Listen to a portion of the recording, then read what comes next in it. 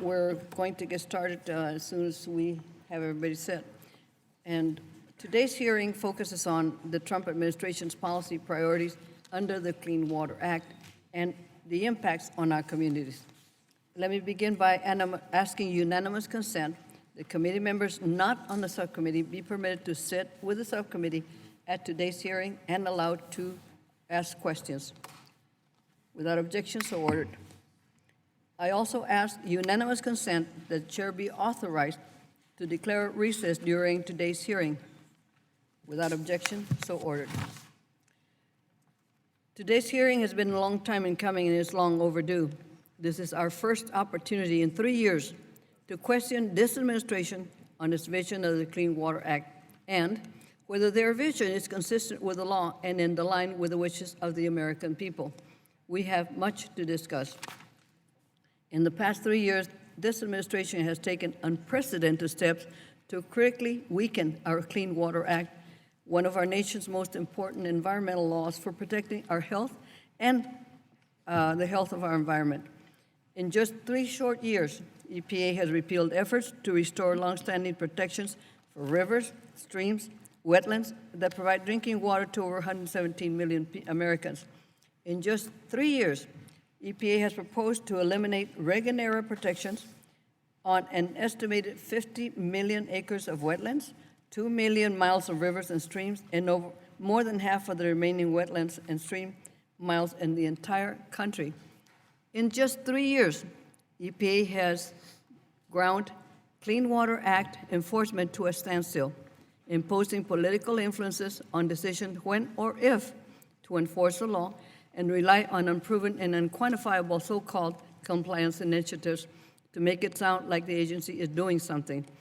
In just 3 years, EPA has attached foundational underpinnings of the 1972 Clean Water Act, including the longstanding federal-state partnership in co-administering the law, the backstop EPA veto authority, which ensures that projects with unacceptable impact to the environment cannot move forward, and the authority to prevent pollution from existing point sources. Finally, in just 3 short years, this administration has actively tried to eviscerate, undermine, and silence the scientific and technical expertise and effectiveness of the agency, clearly demonstrating that this administration's fear of science and its view that a weakened, underfunded, and understaffed agency is a compliant agency. As noted in the recent testimony of former Republican EPA Administrator Christy Todd Whitman, she stated, "Today, as never before, the mission of EPA is being seriously undermined by the very people who have been entrusted with carrying that mission out." The Trump administration has explicitly sought to reorient EPA towards industrial and industry-friendly interests, often with little or no acknowledgement of the agency, health, and environment missions. Mr. Ross, Administrator Ross, I'm glad you accepted our invitation to testify this morning, and I appreciate your being here. However, excuse me. Excuse me. However, as you can surmise, members on both sides of the aisle are frustrated by the seemingly disconnect between your actions and the missions of EPA. I can only imagine how much polluters love what you're doing.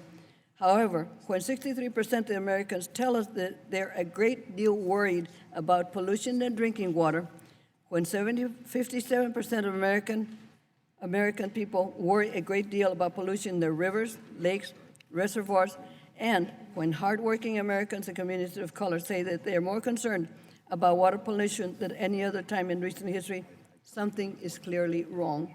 Today, your job is to answer this subcommittee and the American people why you think a weakened Clean Water Act is in the best interest of hardworking American families. Please don't fall back to the tired false choice of economy versus the environment. We can easily point to you both the Clinton and Obama administration where the economy was strong, as was our Clean Water Act protections. We will continue to protect EPA's stated mission. In this time, I'm pleased to yield to my colleague, the ranking member of our subcommittee, Mr. Westerman, for any thoughts he may have.